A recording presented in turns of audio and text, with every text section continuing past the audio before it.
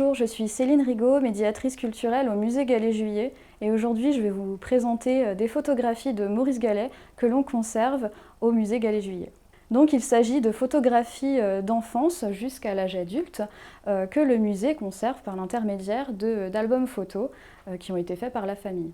Nous avons notamment donc des photos de Maurice, enfant, bébé même. On y voit sur cette photo par exemple un petit bébé potelé présenté dans un fauteuil presque théâtralisé, alors que sur d'autres photos, par exemple sur celle-ci, nous y voyons un petit Maurice, l'air bougon, attristé, en train de pleurer, qui le ramène finalement à son statut d'enfant.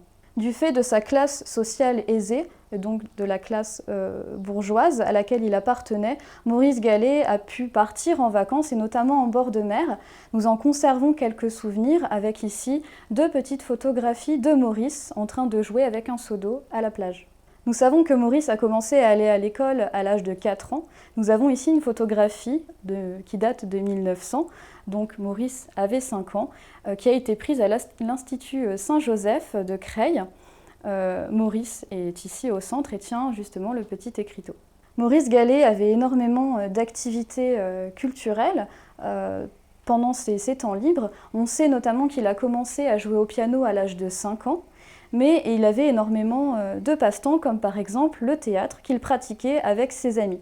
Nous conservons quelques photographies qui en témoignent, où on voit notamment Maurice à quelques endroits qui peut être déguisé même en femme.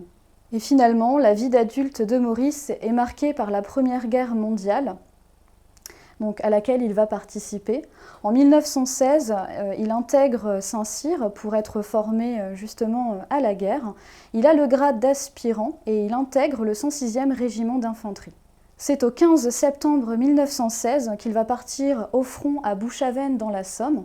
Et c'est seulement 10 jours plus tard, le 25 septembre 1916, qu'il va trouver la mort après une mission périlleuse. Nous avons donc ici une photographie de Maurice, un portrait de lui avec son uniforme. J'ai eu à cœur de vous présenter cet album aujourd'hui puisqu'elle témoigne de la vie de famille et de l'histoire de cette famille finalement qui ont habité ces lieux.